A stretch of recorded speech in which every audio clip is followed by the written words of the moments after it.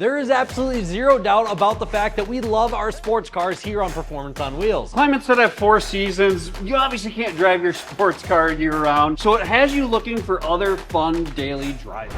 This is the Jeep Wrangler 392. For over 80 consecutive years, the Jeep name, from the original CJ to today's Wrangler, has been in continuous production, building a legacy that very few vehicles in history can claim. And in those 8 decades, only a handful have ever come close to matching its off-road capability, its open-air freedom, and its unmistakable 4 seasons of fun. The Wrangler isn't just a vehicle, it's an experience. Doors off, top down, sun, snow, mud, or trail, it's quite simply the most fun year-round vehicle that you can own. And now it's back. After years of following government mandates that pushed the industry towards electrification, Jeep listened to what enthusiasts really wanted. In 2026, the EV variants was discontinued, and the 392 V8 returned, bringing raw power, sound, and soul back to where it truly belonged. This is the Jeep Wrangler 392.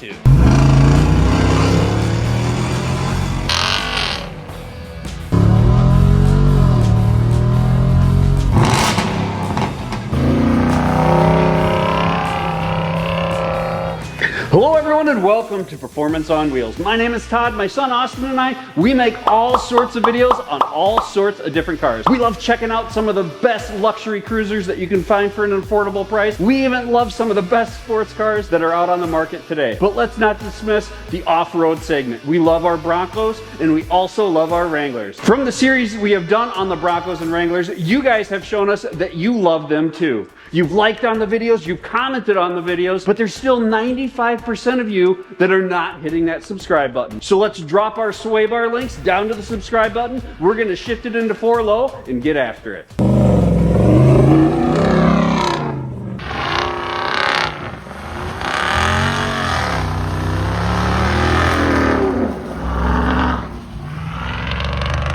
It was in 2023 when Stellantis, the owners of Jeep and Ram and Dodge, came out with the announcement that the V8 was going away. Death to the V8, that's not what consumers want anymore. Oh, and by the way, the government's telling us we have to do that. Stellantis rolled the dice hard on this is what consumers wanted. I think they found out in a really hard way that this is not what they wanted. Here we are in 2026 and the 392 is back.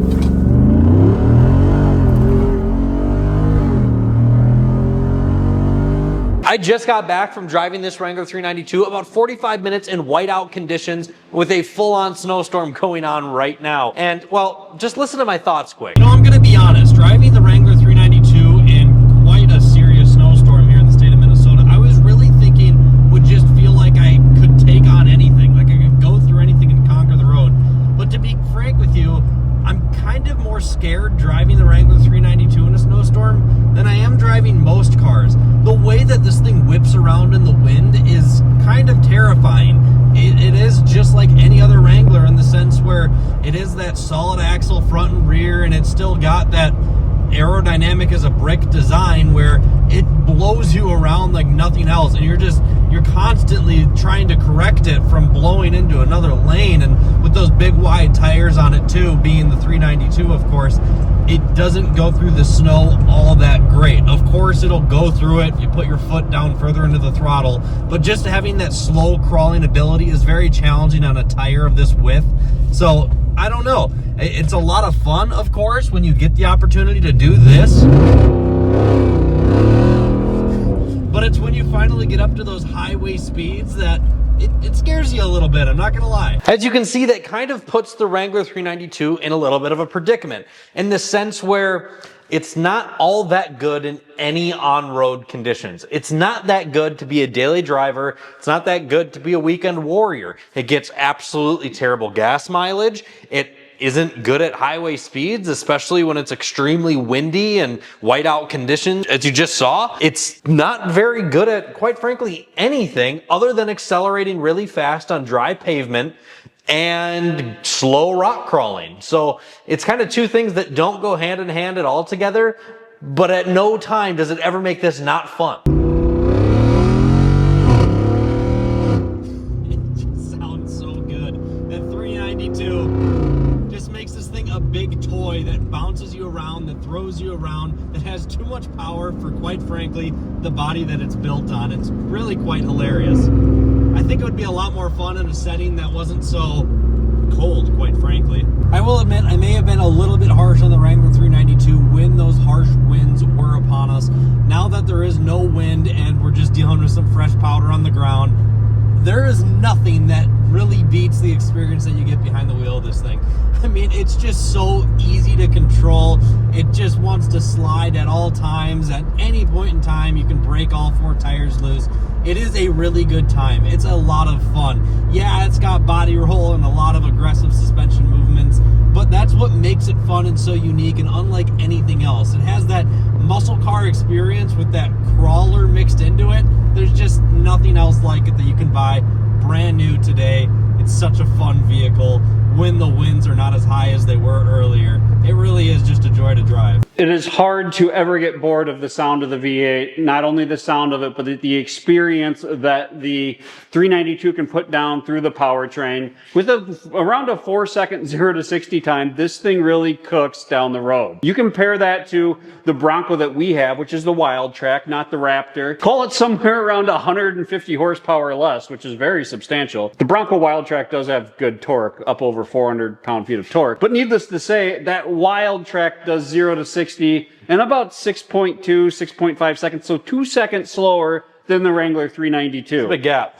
However, you talk about actual daily function, and we get around 19 miles per gallon with the 35s on there, and we've done that for about the same miles that are on this Wrangler 392, which is around 30,000 miles. So you're looking at about an 8 to 9 mile per gallon difference, which is substantial. And some of you are commenting that you can get 15 or 16 in your Wrangler 392. However, if you're getting mileage that is that good, in my opinion, you're not enjoying the 392 the way it's intended to be enjoyed. So why not just get something else that's a heck of a lot cheaper? Speaking of cheaper, one of the biggest news items in 2026 is that not only the re-release of the Wrangler 392, but also the Bronco Raptor, both have essentially the exact same starting MSRP, which is just under $70,000. If you go back a year or two, that is a substantial difference. That is a difference anywhere from $20,000 to $30,000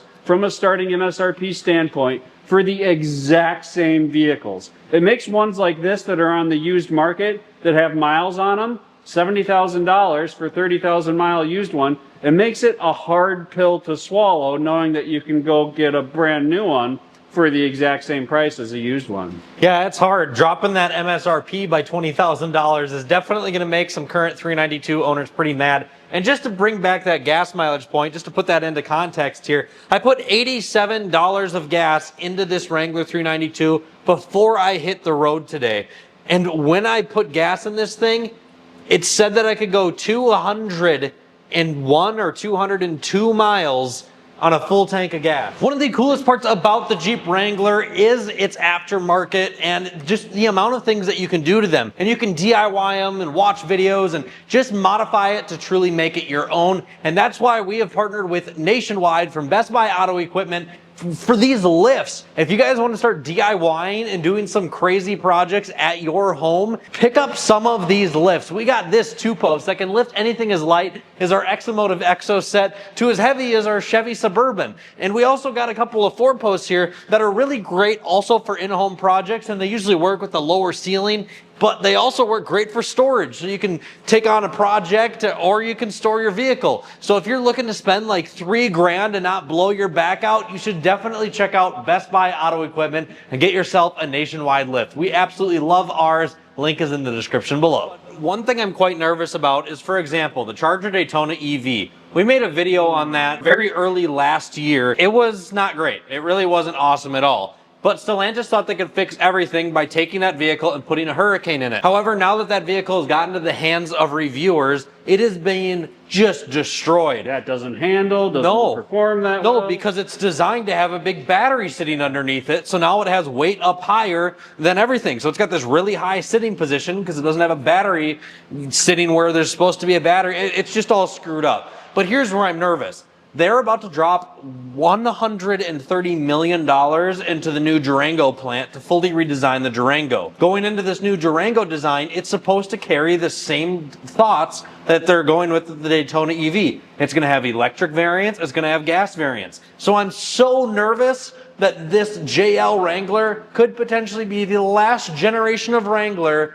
that isn't all screwed up because one of them is supposed to have an electrification powered variant, and it's also supposed to have one with a V8. I just really don't want them to screw it up. There may be some slight negativity or a negative tone to this video, but the reality is we absolutely love this thing. It's really hard to go into every detail about the seats or the embroidered 392 that's in there, because at the end of the day, there's just really not that much that is special about this outside of the 392 that's under the hood. That is comparing it to every other Wrangler that's out there. And the 392 is awesome. I so appreciate the fact that it is back. I kind of wish they would have stepped it up a notch and figured out how to cram the Hellcat or something in there, just to keep that horsepower war a little more interesting than reintroducing something that's been around for a long time, and that's the 392, not the Wrangler 392, but just reintroducing something that's been around.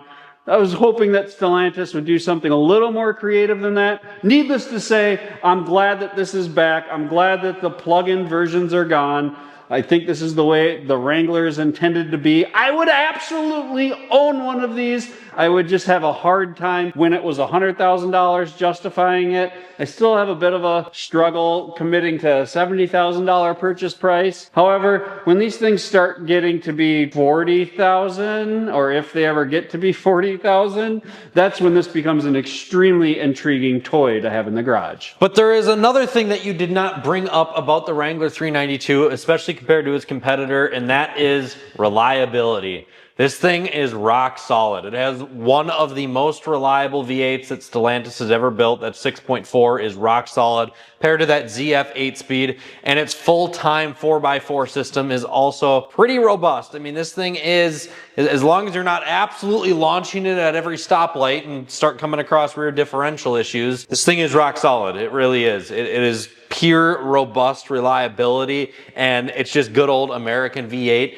There's not anything else at all out there that has the fun toy-like aspect as the Wrangler. I mean, just the V8 sound, the amount of suspension play that there is when you accelerate is impossible not to throw a smile on your face. The sound and power will make anyone in the car just smile at you. I was 3 blocks down and you heard this thing accelerate. Yeah, it is honestly, out there. It's an absolute riot, this Wrangler 392. I have nothing but good things to say about it. If you have the money to buy one, go ahead and buy it. But if you're like nervous and you're like stretching financially to buy this vehicle, just don't do it. I mean, they get terrible gas mileage. They really do. I mean, it's got to be up there in probably the top 10 worst gas mileage vehicles out there. And it's terrible. It's really bad. Greatly appreciate you guys joining us today on Performance on Wheels, reintroducing the 2026 392 to the market, as well as taking a look at the 392 that left the market,